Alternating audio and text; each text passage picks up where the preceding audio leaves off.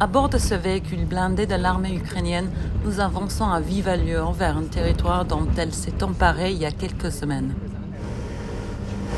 Nous sommes amenés par l'armée ukrainienne dans le Koursk, une région de la Russie que l'Ukraine occupe depuis le début du mois d'août, quand ils ont monté une incursion éclair qui a surpris de nombreux alliés de l'Ukraine. Sur la route, ces panneaux de signalisation en russe et au loin des panaches de fumée, signe de combat toujours en cours.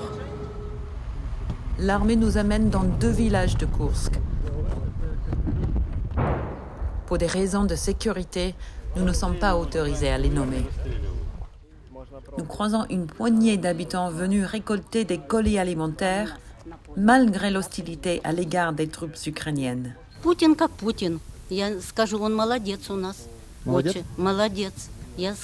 За него ничего не могу сказать плохого. Он молодец. Он знает, что он делает. Тогда возьмите нас, вот поставьте в ряд и расстреляйте нафиг.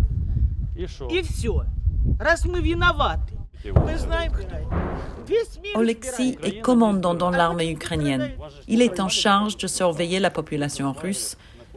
Il tente de les convaincre de la réalité de la guerre menée par les Russes en Ukraine. Россия показывала освобожденный якобы населенный пункт.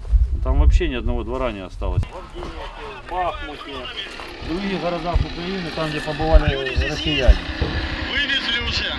То же самое было в Киевской области. Ирпень, Буча. В руках України? Не, это неправда. Неправда? Ні, це неправда. Ну, давайте далі. Справа в тім, що на протязі 20 років російське населення просто потерпало від російської пропаганди, від дуже великої кількості, будемо казати, брехні, яка вливалась в уха, в розуми цих людей.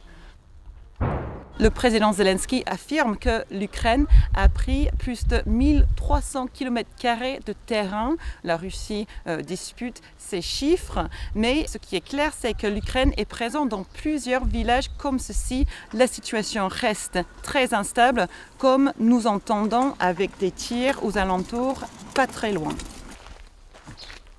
Oleksiy nous amène voir les dégâts causés par les combats en cours. Сюди прилетіло на минулому тижні. Ми приїжджали сюди, коли ще тут не горіло, але ще диміло, будемо казати.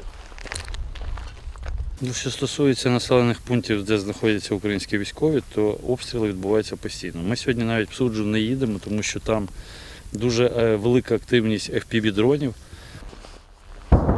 Nul ne sait combien de temps l'Ukraine sera capable de tenir ce territoire. Les Russes se concentrent dans la zone pour reprendre le Koursk. L'Ukraine espère que cela affaiblira son ennemi sur les autres lignes de front.